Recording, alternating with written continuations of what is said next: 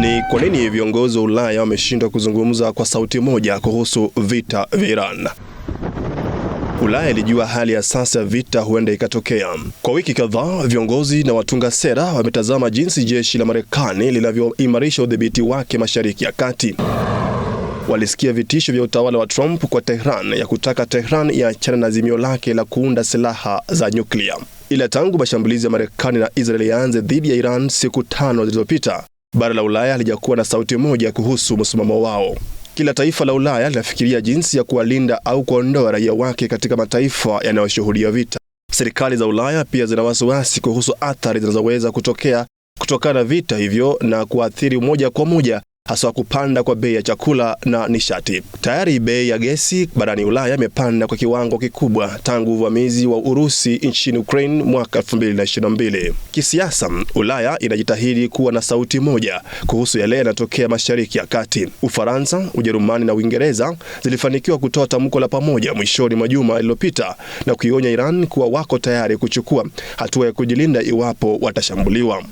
Uingereza imekubali ombi la Marekani la kutaka kutumia vituo viwili vya kijeshi vya Uingereza kujilinda dhidi ya mashambulizi ya Iran, ingawa Rais Trump amekuwa akilaumu Uingereza kwa kutowasaidia katika vita hivyo. Our objectives are clear. First, we're destroying Iran's missile capabilities, and you see that happening on an hourly basis, and their capacity to produce brand new ones, and pretty good ones they make. Second, we're annihilating their navy. We've knocked out already 10 ships. Ufaransa imeimarisha uwepo wake Mashariki ya Kati baada ya shambulio la Iran kugonga kambi ya kijeshi ya Ufaransa katika Falme za Kiarabu, huku Ujerumani ikisema wanajeshi wake wako tayari kulinda taifa hilo iwapo watashambuliwa. Nchi zote tatu ziliacha kuhoji uhalali wa hatua iliyochukuliwa na Marekani na Israel dhidi ya Iran chini ya sheria za kimataifa. Kunyamaza kwa mataifa ya Ulaya kuhusu uhalali wa hatua ambazo Marekani imechukua dhidi ya Iran na Venezuela kunaashiria nini?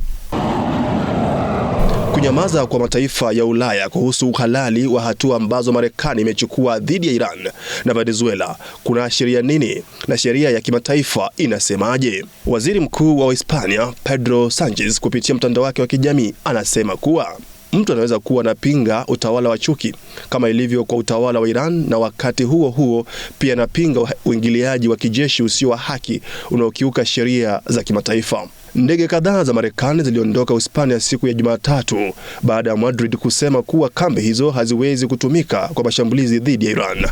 Wakati huo huo, Umoja wa Ulaya umeonekana kutokuwa na umoja. Kauli ya mawaziri wa mambo ya nchi wanachama inataka mabadiliko kufanyika katika serikali ya Iran. Hii ni baada ya rais wa Tume ya Ulaya siku ya Jumapili kusema kuwa mageuzi ya utawala nchini Iran yanahitajika haraka sana. Ursula von der Leyen, rais wa EU, amesema kupitia mtandao wa kijamii.